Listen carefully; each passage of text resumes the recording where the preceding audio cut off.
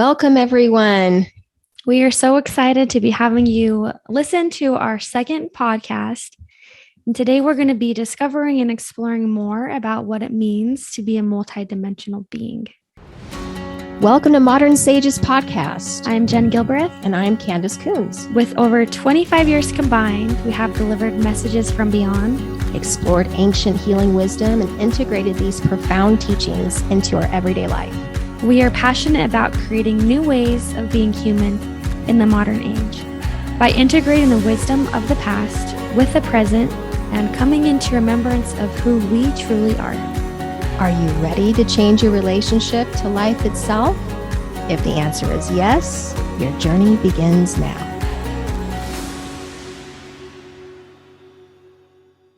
Lemon balm is actually from the mint family, and it is a wonderful herb to use if you have anxiety, if you are having insomnia and need help with sleeping. It also is a wonderful antibacterial, antiviral. So it just has so many wonderful benefits. And of course, it's loaded with the vitamins and the minerals and all of those wonderful nutrients. I could even see adding just the lemon balm and some like lemon essential oil to make it a little more lemony. Yeah. I could see that being really good as well. Yeah, because lemon balm doesn't have a strong lemon flavor. No, it doesn't. It's just very, very mild. And they call it lemon balm because it does have more of a sweet, tangy, kind of lemony taste, but it's also slightly minty. Maybe next time. However, it does make you really relaxed. Yes. We started drinking this and then we're like, we feel so relaxed. I have to make sure I stay awake and aware because it does work. Don't drink lemon balm and drive, folks. Yes. So we're going to be jumping into what it means to be a multidimensional being, as well as how we can find balance here in this physical journey. During the new age time that we just went through, it was so everybody was talking about kind of the separation, like no ego and kind of shame, a little bit of a body shaming kind of thing going on. To be spiritual, you had to transcend this physical experience. And one of the things we talked about in our last podcast was that there's nothing unholy about being human. In order to even believe that, or to think that you have to earn your way back, is in a sense shaming yourself in this experience about what it means to be human. And that is believing into the idea or the concept that we are separated, which is impossible. We cannot be separated from the divine. The divine is in everything. So when we talk about the multidimensional concept or the multidimensional being, we're talking about the physical, the emotional, the mental, and the spiritual. And I usually compare this to a table or the four legs of a table, because if you have a table, it's not stable. It's not sturdy. If you have one leg that's shorter than the other or one leg that is longer than the other, you can't hold life's bounty if you don't establish balance in this human experience. And the Aquarian age is about integration. It's about integrating this knowing within yourself that you are this eternal being, and you can also live this human existence while being awake and establishing this balance in your life.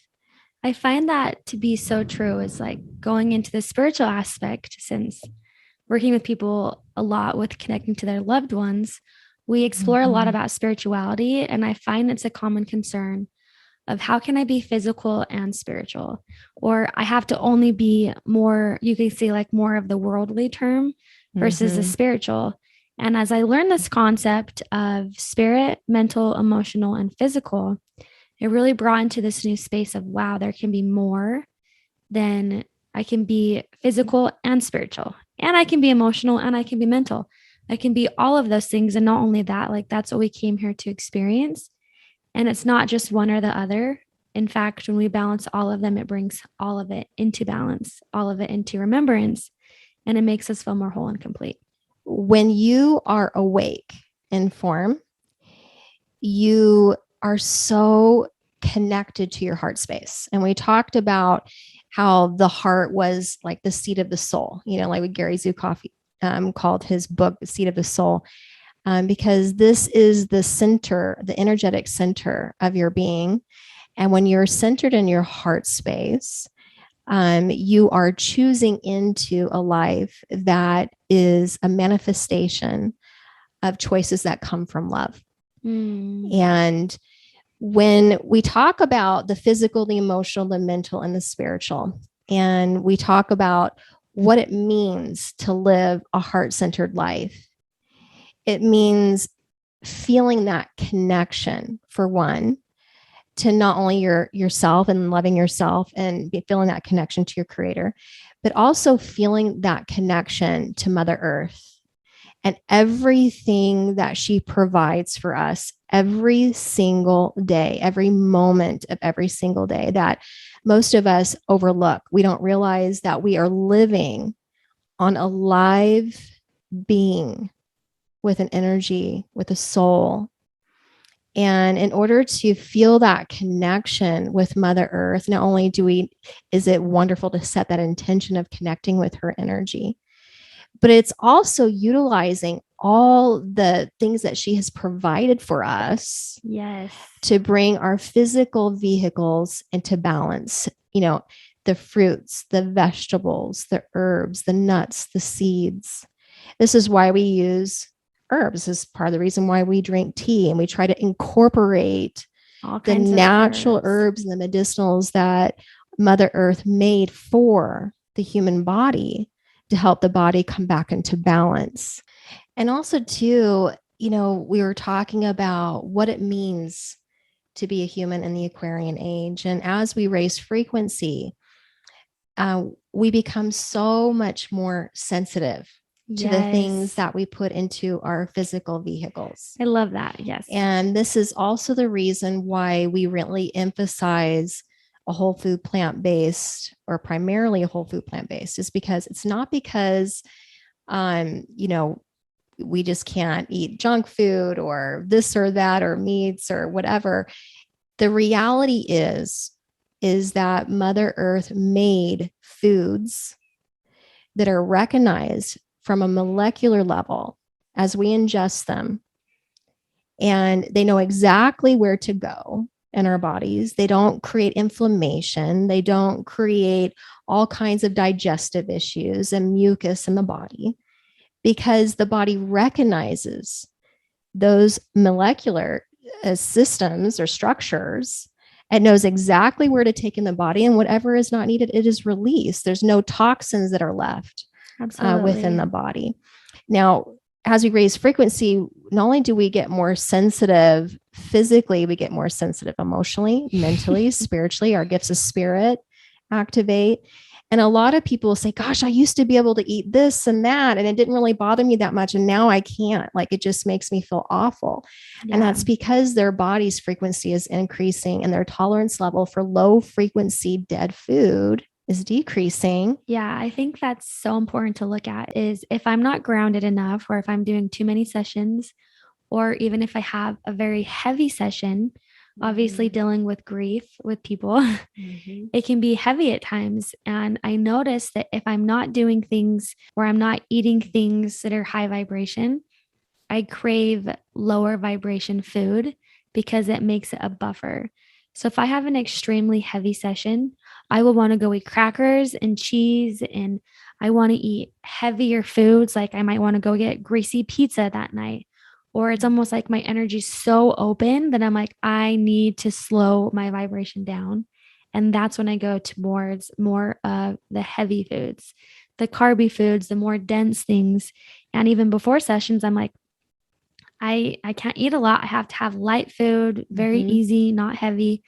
But now that I'm focusing more so on eating plant-based and more so on just that high vibration, I'm far from perfect, but I can tell a difference. And it's almost like now that I'm at a higher vibration, I also have to do more after a session to close that channel versus wanting to binge out instead.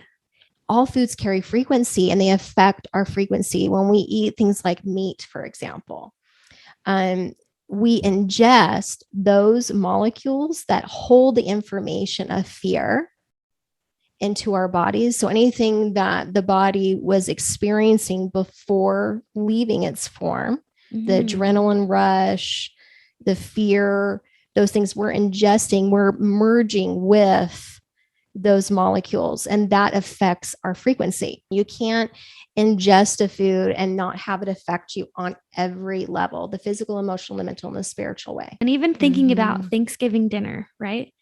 Oh, you have the gravy, the turkey, the jello, the green beans, all of that, right? Instantly, and even while you're eating it, all of a sudden you're so lethargic and it's like, oh, I need to take a nap. Like that is an extreme extent of literally how certain vibrations of food buffer your energy. And so even just thinking about Thanksgiving dinner, how heavy you feel afterward, is every single day in small doses, we're doing that to our body. You know, we're in relationship with everything all the time, whether we're aware of this or not.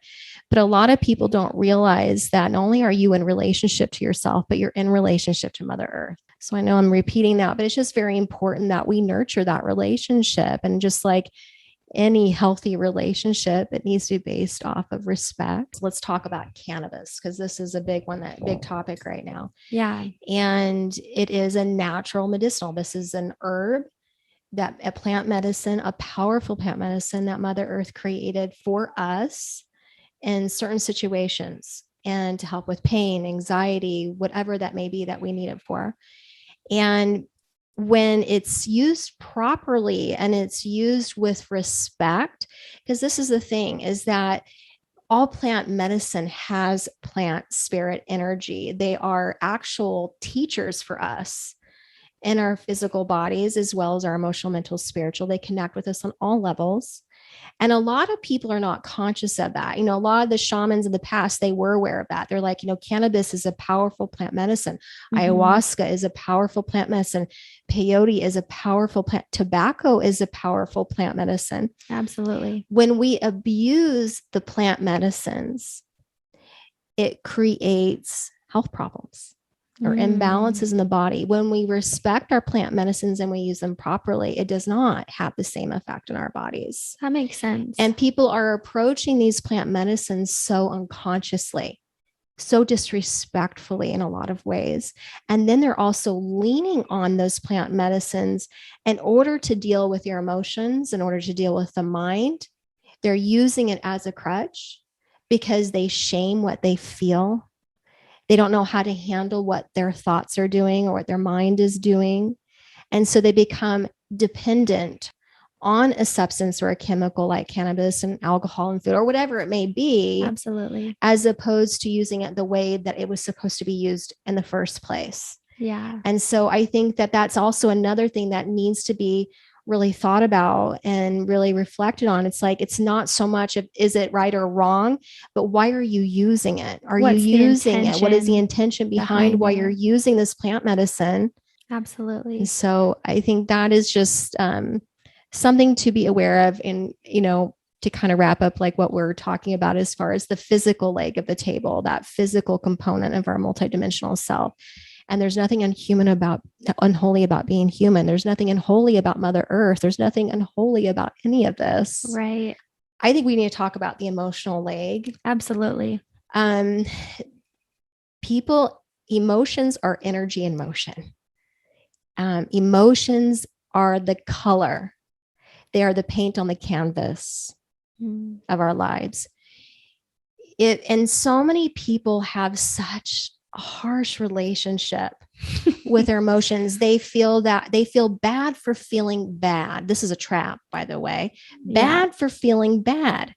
Well, when you're human, you're going to feel emotions. This is part of the trip you're on. Yes. Right. It's part of the human experience. You get to experience every feeling around the whole spectrum of duality. And you're supposed to. It's what gives your life juice. It's the juice. Like it's what you want in order to make your life more fulfilling. You're supposed to feel everything head to toe. Yeah. And this is the thing. What you feel doesn't define you. What you feel doesn't define you. Is powerful. Yes. What you feel doesn't define you. We got to sit with that for a minute. Mm-hmm. That's powerful. People over-identify. Humans over-identify with their bodies. They measure their worth according to how they look or how they're perceived, right? Or their title on a physical level. They over-identify with what they're feeling. Like, I should be over this by now. Why am I feeling this? Why am I so upset? Why am I angry? Why am I jealous? Why am I insecure? Why this? Why that? Well, the reality is that you're not your thoughts, you're not your body, you're not your feelings. It's an experience here. It's part of your human vehicle. This is what you get to feel. You get to be this human thing, right? And you came here to feel it. You came here to fully experience everything. And it's not, and we're in a consumer society. It's like we've been domesticated to believe that, okay, when I want happiness, I'm going to go to the store and there's going to be all these things on the shelf. And I understand I'm, not simplifying this so much, but sincerely, it's like we have these beliefs that we should be able to go to the store and say, okay, I don't want jealousy. I don't want rage. I don't want unhappiness or sadness or depression, but I want joy. I want peace. I want happiness. I want beauty. The problem is that you cannot experience happiness without sadness. The way that life is set up here and the world of Maya, or the world of dreams, is what shamans call this world, the world of Maya, or the world of dreams, waking dream, sleeping dream, is that everything is a two-sided coin. You can't ever feel true happiness if you don't give yourself permission without judgment to fully feel sadness. It doesn't, you can't choose, you can't. And the problem is because of that, because people keep numbing the harsh parts or the parts that are difficult about this adventure, then they become indifferent over time. We come like numbed over. Numb. And there's nothing worse than indifference. Yeah. It's like just being, I don't feel anything. Which that's so common, I feel like, for all of us to just fall into that. And as we discovered more about the emotions, that we took like a whole month in feeling and learning. And I hated it. Yes. When we first started, it just like, it was such a hard thing for me to learn. And even today, I'm like constantly giving myself permission to feel, only because it's so vulnerable. And it can almost feel like if I feel my emotions too much, I'm mentally unstable. And I think that as people open up and they're more sensitive, they're raising their vibration. I feel like collectively this fear comes into play of like, if I'm feeling things so much, something is wrong with me. Or it's going to overtake my life. I'm going to fall into a deep abyss and I'm never going to come out. Yes, because it's almost like that's over labeling as well. And one of my favorite things is when we first got started, you were teaching Reiki and I was a part of that. And you did an activity about setting yourself off on the bench or writing like in a meditation. And we'll have to do a meditation like this on our YouTube channel so that they can re-listen to this or get into this space as well. But also being able to write down all of the things that you label yourself as and then giving them up to Archangel Michael. And then fully stepping into your gifts or stepping into who you are as a healer or as a shaman or as a medicine woman, or even as someone who wants to be an artist or a painter or a musician, right? All of these things. And when we can stop over identifying or labeling ourselves, we actually give our spirit permission to feel who we actually are versus who we are on this meat stick. Yes. And I think of it as like in our mind, I feel like it's like us leaning forward and looking out in the world. But when we can connect into our spirit and feel that, it's like we step back and we sit into our heart space. And that's where that channel, that connection comes in. Ooh, yes. But you have to feel it. And it's intimidating. And it's vulnerable. And it can be painful, but also so amazing, so exciting, rewarding. And so rewarding. Yes, because then it's like your life becomes technicolor once you actually fully feel what you need to feel in your life. And this is the thing too that came to my mind when you said, because it's like there's an innocence and purity about it, right? Yeah. One of my favorite scriptures that the Lord said, he said, you must be like a child to enter the kingdom of heaven. Yes. Well, a child is so connected to their emotions. They don't judge their emotions. They feel everything. And they allow that energy to move through them.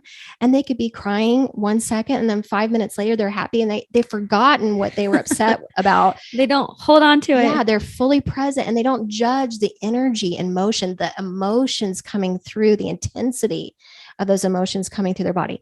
Now, don't get me wrong. I'm not saying that we go out there and act like children.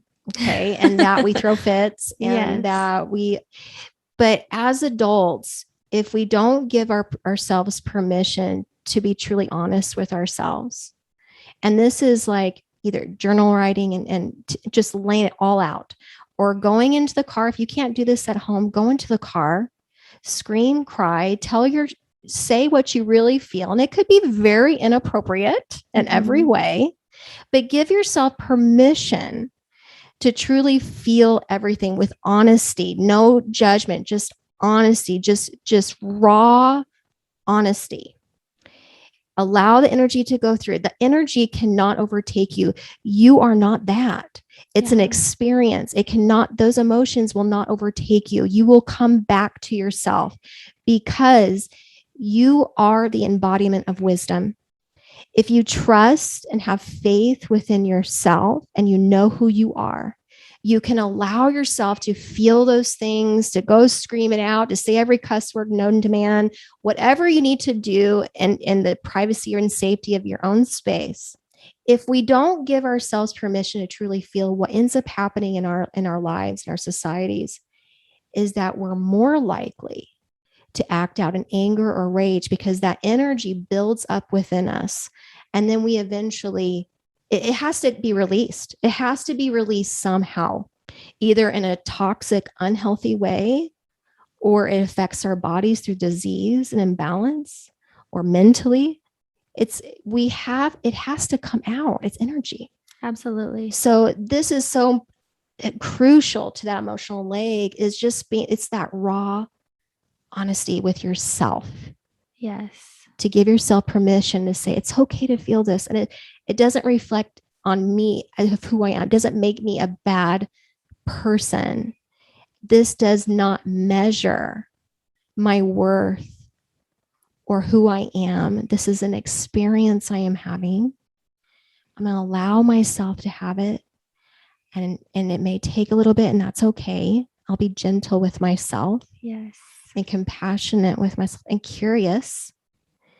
And I trust that through that experience, if I give myself full permission to feel it, life will not bring this around to be learned again and again and again until we learn it, that it will come through my life. I will be able to retrieve the diamonds and I'll be able to move forward more awake, more conscious, and more empowered.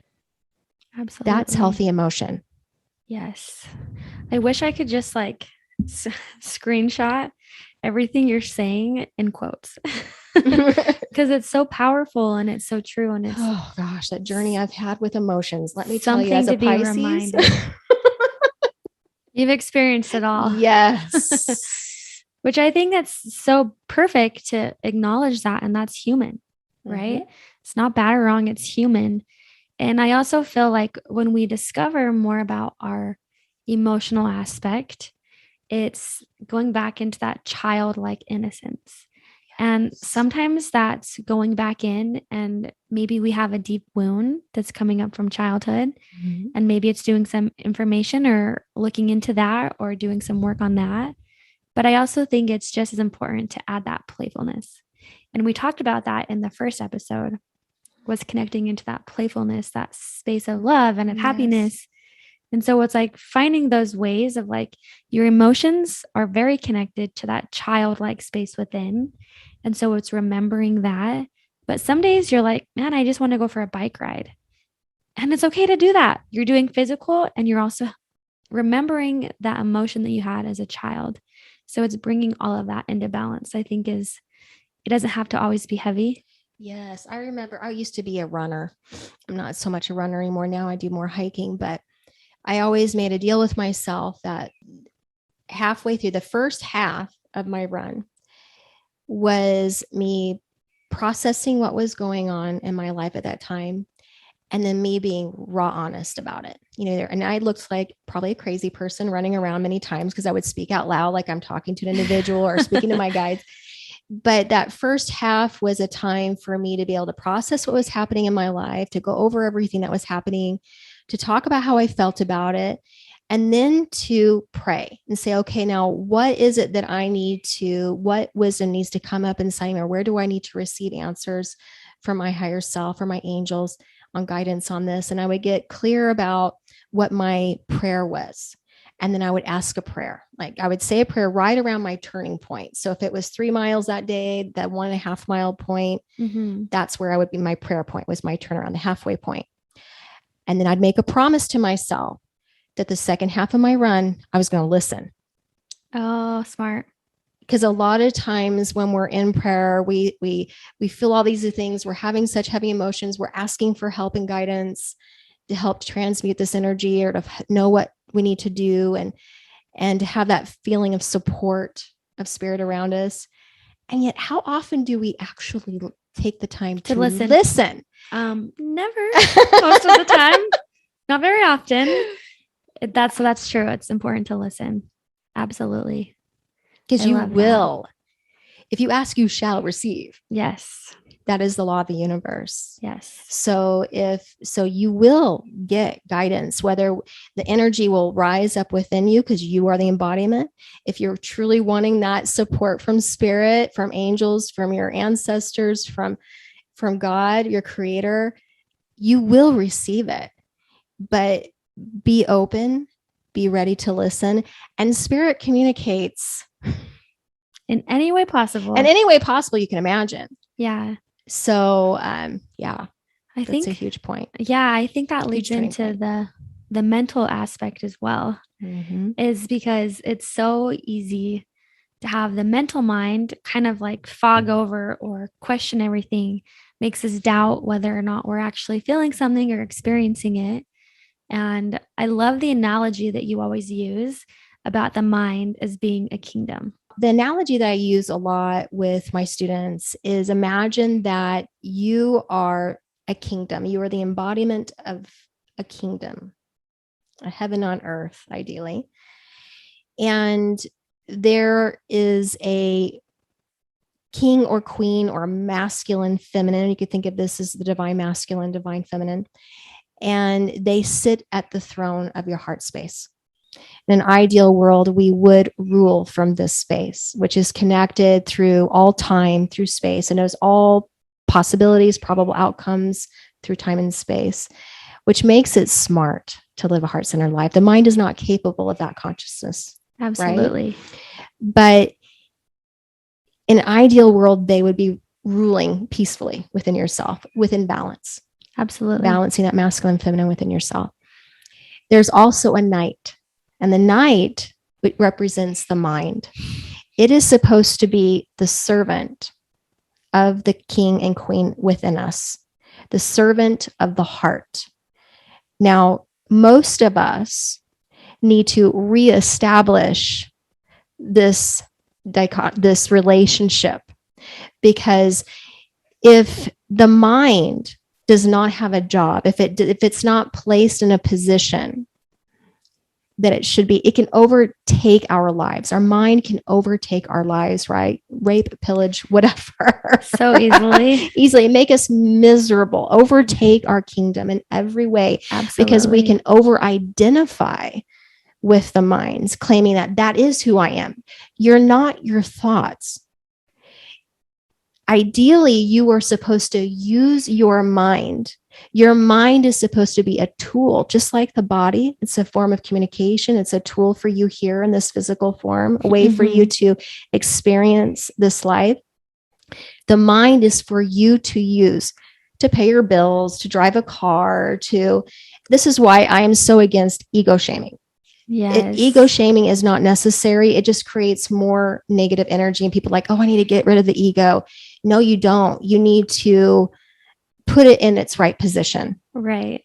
Right.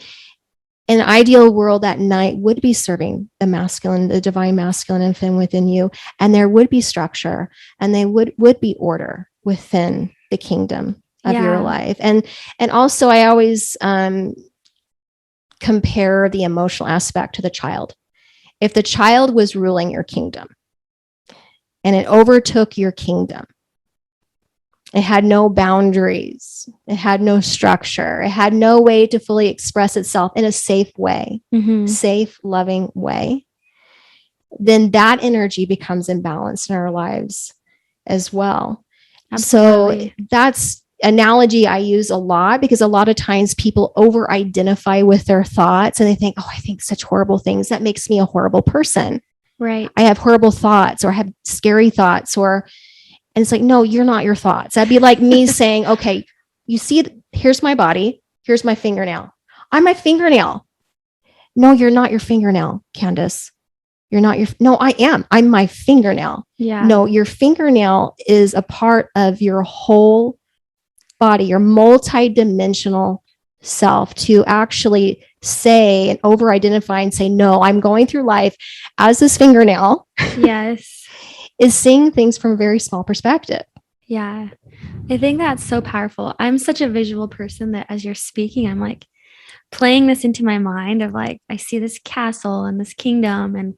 And the first thing I think of is like, you can imagine a knight coming in and is like da-na-na-na, like gonna like slash everything and is like heavy.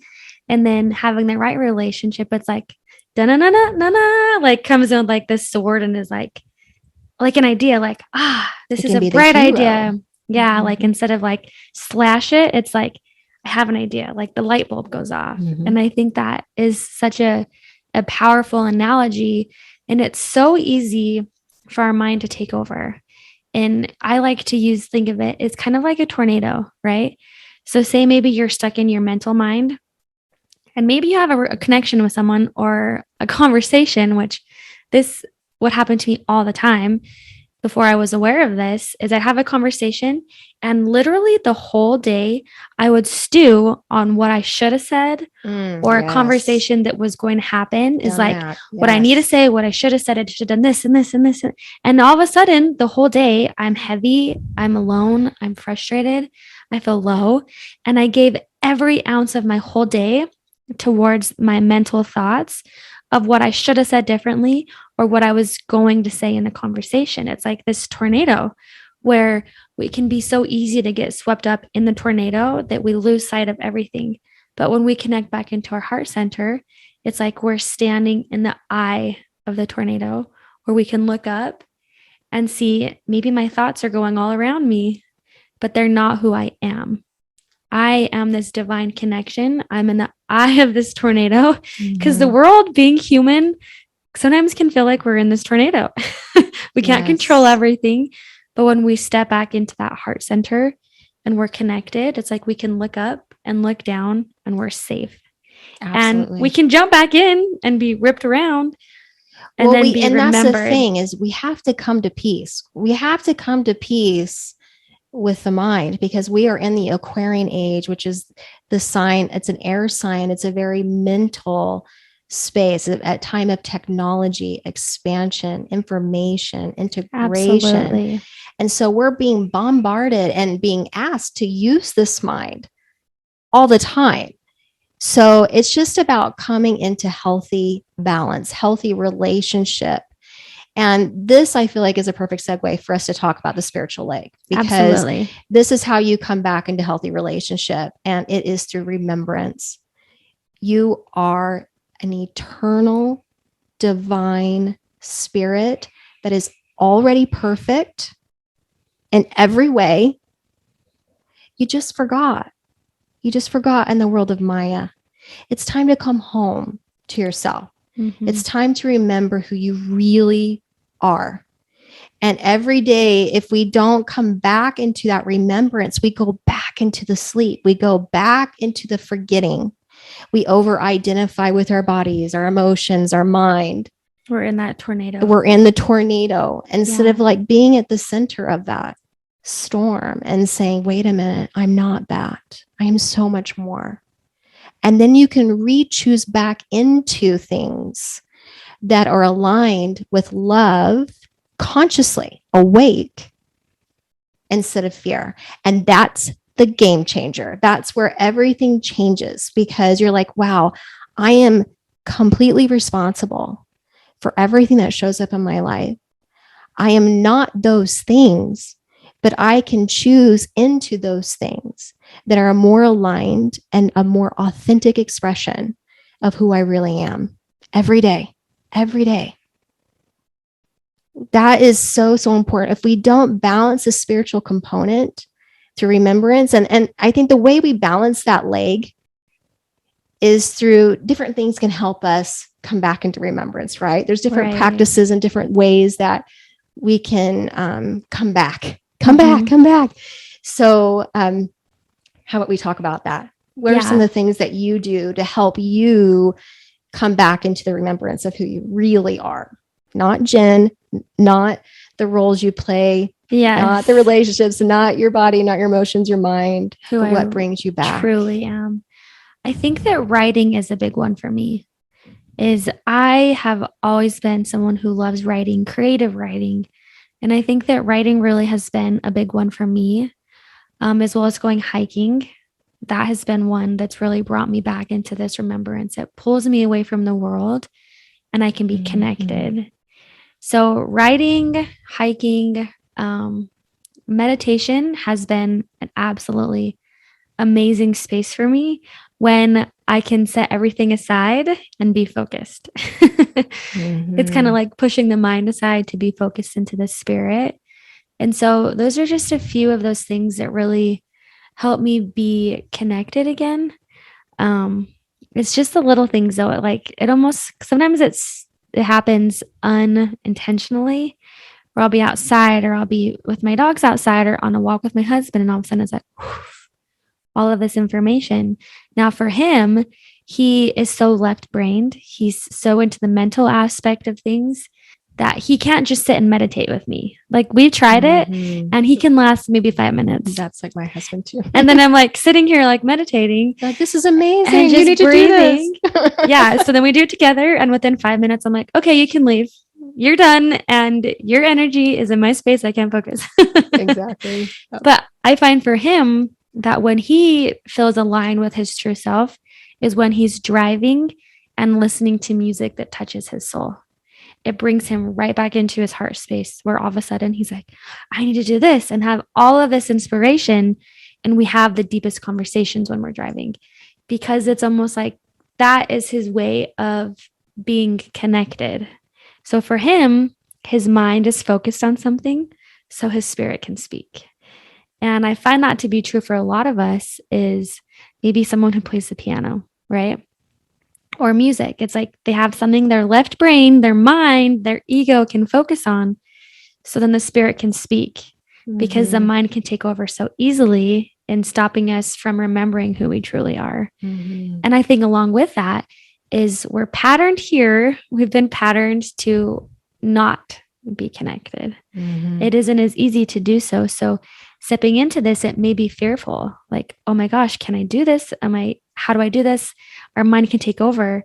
And so sometimes we do need something physical to channel our spirit and to channel that divine connection, to take a step back and to feel that. And so that's why for me, I'm like hiking, journaling, the Epsom salt in a bath. I use stress away, Epsom salt. And that's when I'm the most creative. I notice that's when the most creative thoughts come to my mind. I have these big epiphanies is when I'm just sitting in the tub, listening to music, not scrolling, because that's so easy to numb out again. Well, just think about what we were talking about before when you mentioned the crystals. Yeah. You are literally in a bath filled with crystals. Yeah, I And with never thought crystalline about energy, that. that increases your frequency immediately. I mean, that's like Yeah. magnifying Yeah. that frequency of light and love and relaxation. It's no wonder It just that would immediately just line you right up. easily. And I notice also that using my spiritual gifts aligns me so quickly to who I am.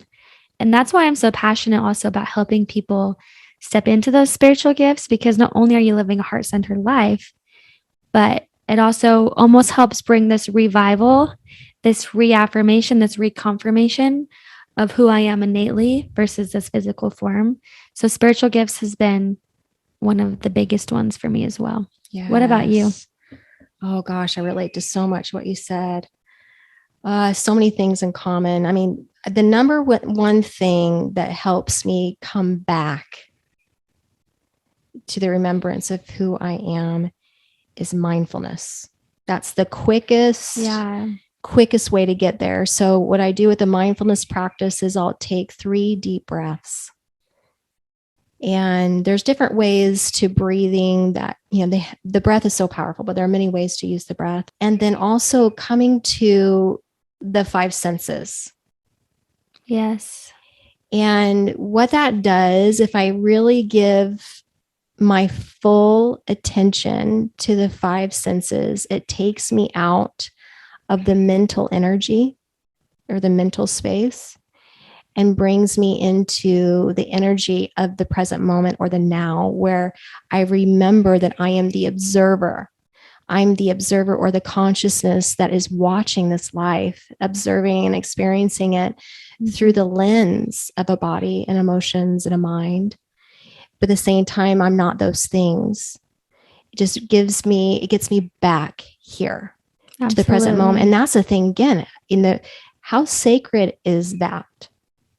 Why would being here fully in the present moment be so powerful and sacred and have such power in my life to bring me to the remembrance of who I am? I'm telling you, you can do both. You can be here and you can remember. And that is just so amazing. But anyway, I'm never like, mindfulness is a big one. Yes, I just keep coming back to the power of mindfulness. And I think that also when it comes to spirituality, I can feel that there can be almost like kind of a heaviness towards it, where spirituality has to show up a certain way. You have to believe a certain way.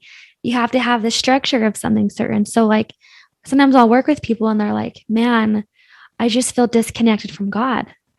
And reading scriptures or praying, like I just feel there's a disattachment there.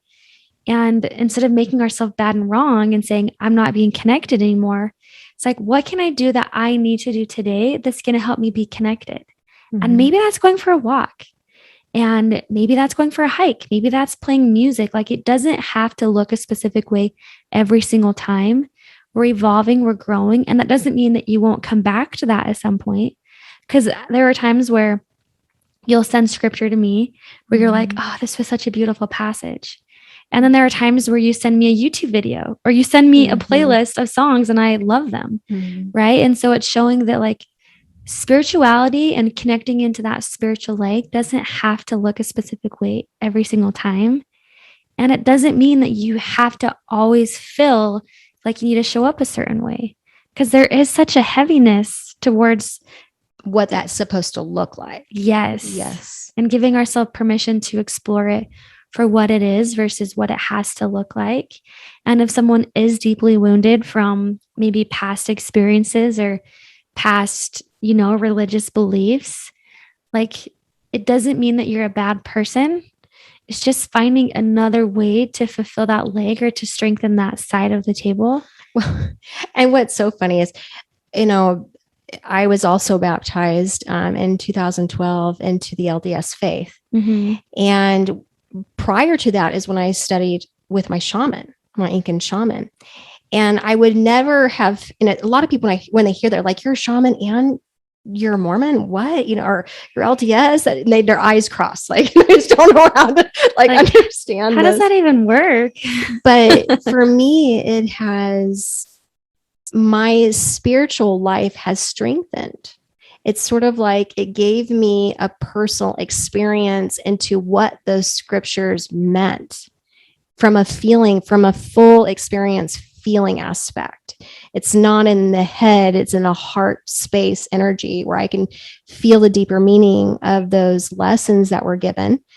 And part of that was like what led me to that. For one, Jeff was LDS and he was returning to the church, and we were coming back as a family and trying to create structure and faith for our family. But I could never have found alignment with that within my heart if I hadn't had my shamanic background, because that's interesting. I learned how to meditate and I did journey work and with the medicine woman that I worked with. And as I journeyed my multidimensional self, I explored for myself the dimensions. You know, I was able to be with beings, and there was someone who was always there with me on these journeys. I noticed time and time again. And for me, it was Jesus. I always saw him with me, and he would take me on these journeys. Absolutely. And have me visit certain dimensions and do healing work. And you know, that a lot of people feel like they have to choose. They have to say, okay, in order for me to connect with the divine, I've got to be religious or I have to be spiritual. I can't be both. Look, it doesn't have to look any certain way. Absolutely. There is no certain way. First of all, you are already that. Yeah. Okay. I love that. So these things that have been given to us by our elders, by our teachers who have been in human form before, who left us these words of wisdom, who left us these tools like the shamans and our medicine people to help us reconnect and heal. Absolutely. Gosh, why just take it? Will you? You know what I mean? Yeah, there's so many different, so much abundance avenues too. You know, like when I started working with you, I was very wounded. I mean, and I was still doing spiritual work, but I felt like inside myself, I was battling a lot of heaviness, a lot of rejection, not feeling accepted. And throughout this journey, I've given myself permission to explore my spirituality in a lot of facets, which still has the core of who I am, but it's given me permission to look outside of what I thought it had to be. Yes. Over identifying or over labeling, like how it has to look, how this it needed way or that to look. Way.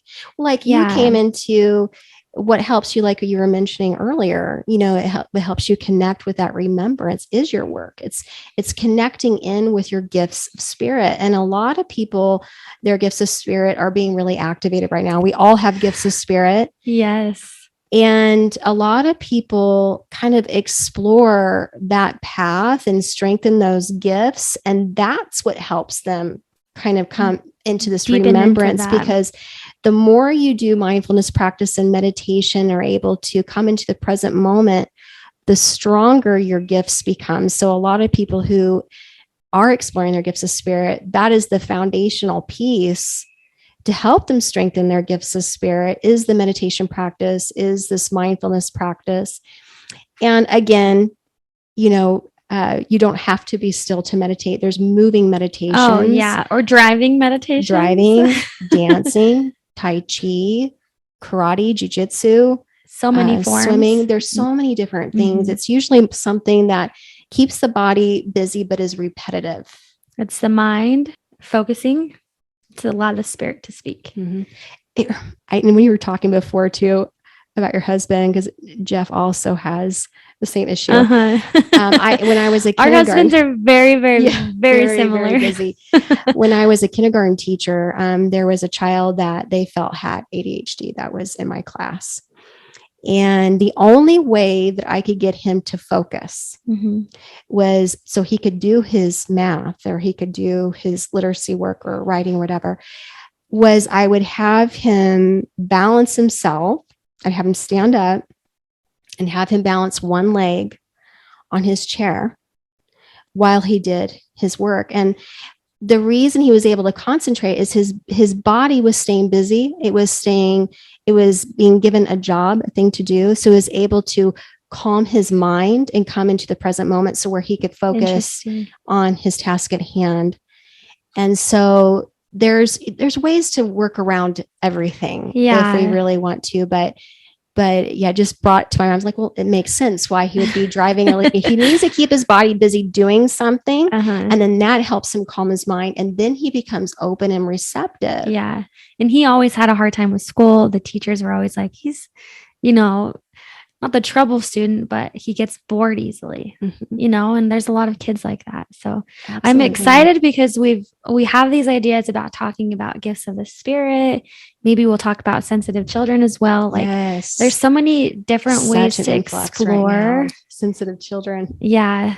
And there's so many things to explore and to unpack in all of it that like, it just makes me so excited to keep moving forward. But I know like this is such a beautiful foundation, is finding balance and going back once again. It isn't a checklist of things to do each day to find that balance. It's how are you going to raise your vibration in each area every day? So it wasn't like, oh, I need to go to the gym. I need to eat this. I need to do that. It's like, no, what do you feel is going to help you feel connected today? And when we can look at it like that, it almost gives us more freedom to give ourselves structure in a way of possibility versus another checklist of things to check off the list. Another thing, I love everything you said. That's so true. It's about living a wonderful life, a fulfilling life, and a heart-centered life.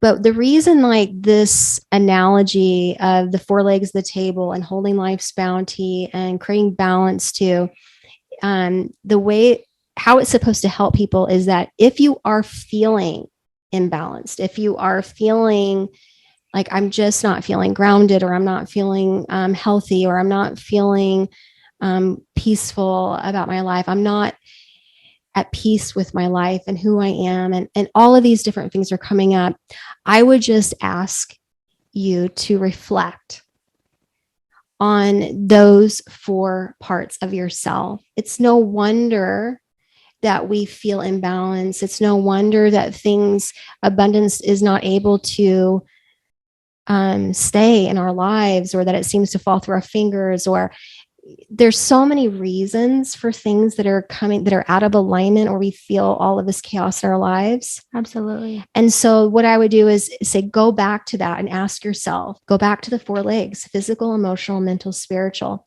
Am I taking care of my vehicle? What am I merging my energy with? What am I bringing into my kingdom? And everything has frequency. Just start there. Absolutely. Exercise is so important, but I feel that we can over exercise. Again, with this over identification and value, I don't feel like it's about that. It's about finding a balance. Like, what do you love to do? Like, how do you like to be busy? Is it dancing? Is it hiking? Is it going for a run? Is it lifting weights? Great. But what is it that brings you joy? Don't exercise in ways of have tos or shoulds anymore. Right. And then look at your emotions. Are you giving yourself permission and space, sacred space, to be honest with yourself? It doesn't mean that you have to make a decision to change your life right now. It doesn't. If you say something and you're like, oh, this means that everything would be ruined with my relationship, my work, with this. I'm not saying that. It doesn't mean that. But at least give yourself permission to be raw, honest with yourself without being mean to yourself or judgmental, right, and just holding that space. And then mentally, how active is that mind of yours? Is it ruling your kingdom? Is it ruling your kingdom?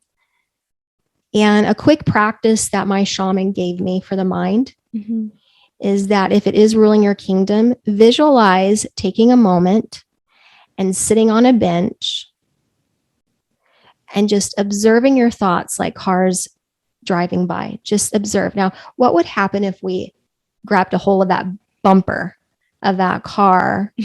It would hurt, right? It'd be taken away. It'd be taken away. So don't hold on to the bumper. Just sit on the bench and observe those thoughts go by. And then for me, what really helps, because I have a very active mental body, is the mindfulness. Take 3 deep breaths. Yes, breathing is powerful. Give your full attention to everything you hear, see, feel, smell, taste.